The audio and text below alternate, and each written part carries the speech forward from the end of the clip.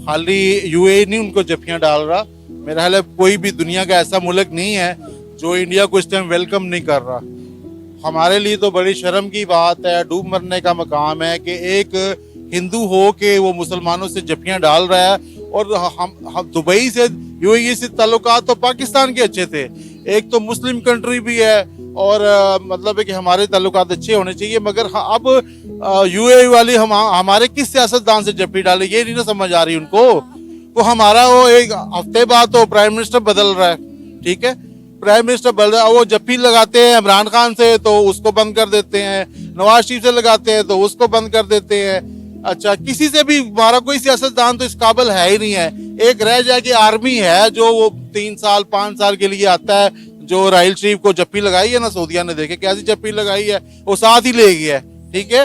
तो हमारे सियासतदान पहले सब अपने आप को इस काबिल तो कर लो कि आपको कुछ जफ्फी, आपको तो मैं पाकिस्तानी नहीं मिलना चाहता।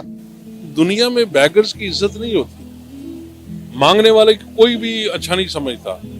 पाकिस्तान ने जब भी इन ममालिक के पास गए हैं, हमसे बाद में आज़ाद हुए हैं, हमसे ज़्यादा कमतर थे, हमारे ही कारकुनों ने वहाँ जाकर उन्हें सरसब्ज़ और शदाब किया है। लेकिन बात यह है कि हमारी हुकूमतों ने इस तरफ तवज्जो ही नहीं की, ना अपनी इज्जत बनाई ना अपने वर्करों की वहाँ इज्जत बनाई। उन लोगों ने काम किया है, उन्होंने एजुकेशन हासिल किया है, उन्होंने वहाँ जाकर अपनी एबिलिटी साबित की है, ना सिर्फ वहाँ बल्कि और भी बहुत से ममालिक में। तो इसलिए उनकी इज्जत है।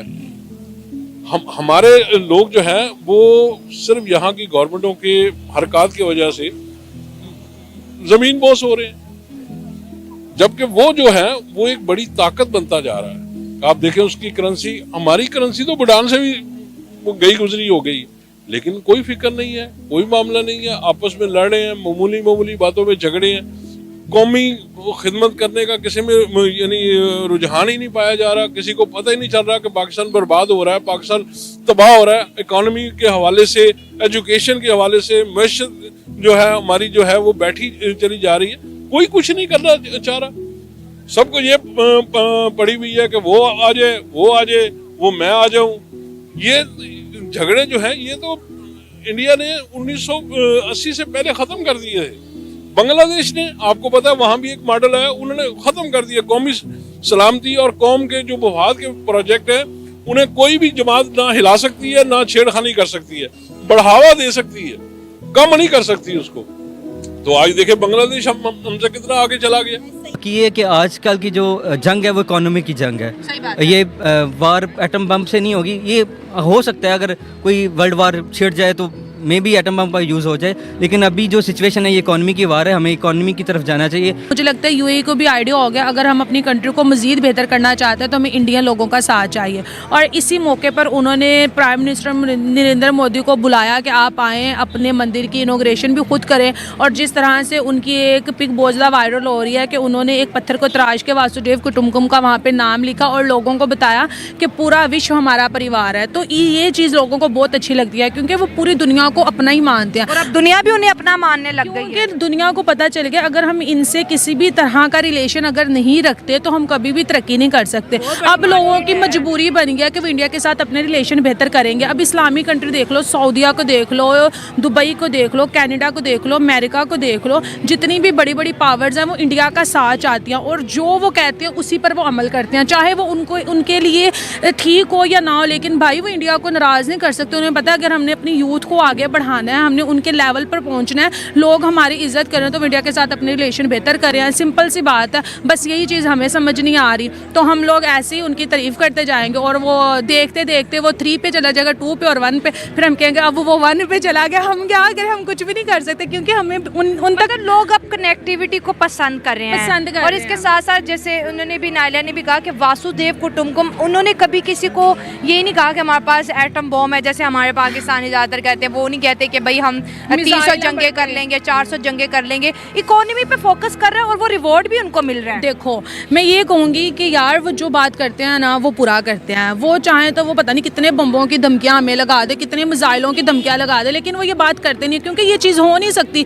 और हमारा तो मजाक बन के रह गया इंटरनेशनल लेवल पर कि पाकिस्तान को कुछ नहीं आता, बस जज्बा और बम हैं और मिसाइल हैं, बस ये कुछ है। हम तो भाई अमेरिका की परमिशन के बगैर अपने F-16 को भी तैयार नहीं कर सकते, उसकी भी जब हमने उसको ठीक करवाना होता है हम वहाँ से परमिशन लेते हैं, वो अपनी निगरानी में उसको ठीक करवाते हैं। तो ये हमारा लेवल है। तो हमें उनके लेवल तक जाने के लिए सबसे पहले उनकी सोच को लाना चाहिए कि वो क्या सोच लेके चलते हैं, वो क्या प्लान्स लेके चलते हैं। और मोदी जी के जो भी डिसीजन होते हैं ना उसको इंटरनेशनल लेवल पर माना जाता है, क्योंकि वो लोगों को दिखाते हैं कि हम अपनी इंडिया के लिए ये करने लगे, हम अपने यूथ के लिए ये करते हैं। और मैं ये एक चीज़ मैंने इस इलेक्शन में नोट की है कि वो जब अपनी ऑडियंस से खिताब करते हैं या जब वो कैमरे के सामने आते हैं वो बोलते हैं अगर आप लोग मुझे प्राइम मिनिस्टर, पहली बात है उनको तो ये कहने की ज़रूरत ही नहीं है कि आप हमें प्राइम मिनिस्टर बनाओ, वो तो प्राइम मिनिस्टर हैं और तब तक रहेंगे जब तक वो खुद रिटायरमेंट नहीं देते।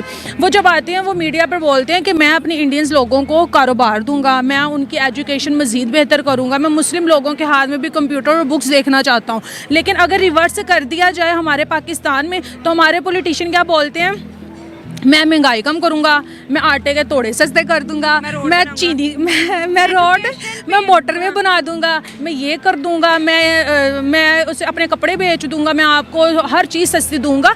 तो ये चीज़ों से आप कुछ नहीं होता, ये जस्ट एक मैं बोलूँगी जज्बे वाली बातें हैं जो सिर्फ उसी टाइम लोगों को इमोशन कर देती है कि यार देखो हमारे प्राइम वोट ले लेते हैं और उसके बाद कोई काम नहीं करते। तो हमें ये काम करने मैं की ये भी ज़रूरत कहूँगी है। लास्ट पे कि भाई सीखो, कॉपी करो और आगे बढ़ो।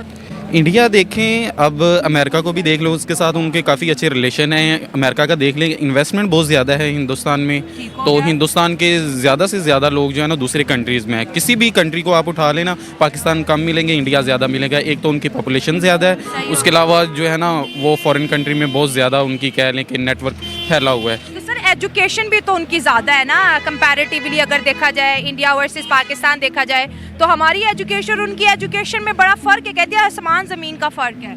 ऐसे ही है, वो एजुकेशन के लिहाज से हमसे बहुत ज़्यादा है। हम अपने पॉलिटिकल सिचुएशन देख लें तो हम जो है ये एक डिफरेंट जो पार्टीज़ हैं हमारे कह लें कि पार्लियामेंट में एक दूसरे के ऊपर कीचड़ उछाल रही है, उनके साथ जो है ना मैच और दंगल खेल रही है। इनका किसी का भी जो है, हमारे नवाज शरीफ कहते हैं कि मैंने मोटरवे, हर शहर में जाके जो कंपेन करते हैं चाहे कहते हैं कि आपको कितनी मोटरवे चाहिए, किसी को ये नहीं कहते कि आपको एजुकेशन के लिहाज से क्या चीज़ें चाहिए, कुछ भी नहीं कहते। वो देख लें एजुकेशन के लिहाज से कहाँ पे है, नासा में देख लें ज़्यादा जो है ना मेजोरिटी ये इंडियंस की है, किसी भी फील्ड में देख लें इंडियन आगे। अभी मोबाइल निकाले और इंटरनेशनल कंपनी के सीईओज देख ले, आपको कोई पाकिस्तानी नहीं मिलेगा, हर नाम के आगे तिरंगा लगा होगा। ऐसे ऑफ कोर्स इंडिया हर जगह ऐसे ही है। तो इसीलिए दुबई में देखें हिंदू हैं अगर ज़्यादा, तो इसलिए वो मंदिर बना रहे हैं। अबू धाबी में ये बना है ये मंदिर, ठीक है। आज हमने देखा कि यूएई जो है इंडियन प्राइम मिनिस्टर को वेलकम सर झुका के कर रहे हैं, तो इंडियन डायस्पोरा वहाँ पर मौजूद है, 80,000 से ज़्यादा इंडियन मौजूद है। सर वो एक पावर की तरह दुनिया के सामने आ रहे हैं, और हम जो है आज भी काकड़ साहब खड़े होकर इंडिया से कहते हैं 300 जंगें करेंगे, वो इकोनॉमी की जंग करते हैं, हम तोपों और हथियारों की। देखिए मैं तो यही कहना चाहूँगा, कोई भी कंट्री है ना वो अपने मज़हब को दरमियान में नहीं लाता। जब उन्होंने कह ले कि इंटरनेशनल लेवल पे आपने ट्रेडिंग करनी है या कोई भी अपने कंट्री को आगे लेके जाना है, तो सबके साथ जो है ना हमें चलना पड़ेगा। देखें दुबई है तो वो मुसलमान है, देखें वहाँ से ये इस्लाम जो है ना इधर को आया, देखें वो सऊदी अरब के साथ है। उसके अलावा देखें कि वो हर कंट्री के साथ चल रहे हैं, अमेरिका है, कोई भी है, 256 या इससे भी ज़्यादा ममालिक होंगे, कंट्री होंगे मेरे नॉलेज में जितने 204 हैं, चलिए 204 हैं। देखें वो सबके साथ उनका रिलेशन है, और मेरे जो कह ले कि मेरे माइंड में जो है हर कंट्री का बंदा जो है ना उधर रह रहा है। इंडिया और यूएई के अपने इकोनॉमिक जो रिलेशन है वो बहुत ज़्यादा हैं। अच्छा ठीक है। अगर यूएई ने इंडिया को इस चीज़ में फैसिलिटेट किया है तो उनकी अपने राइट्स हैं, उनके अपने रिलेशन है, लेकिन बीइंग ए मुस्लिम हम इस चीज़ को टोटली कंडेम करते हैं। अच्छा। कि बीइंग ए मुस्लिम जो है ना हम इस चीज़ को ऑफिशियली तौर पे, अगर कोई हिंदू का जो ये बना है, इनका टेंपल बना है, इसको हम टोटली कंडेम करते हैं बीइंग ए मुस्लिम।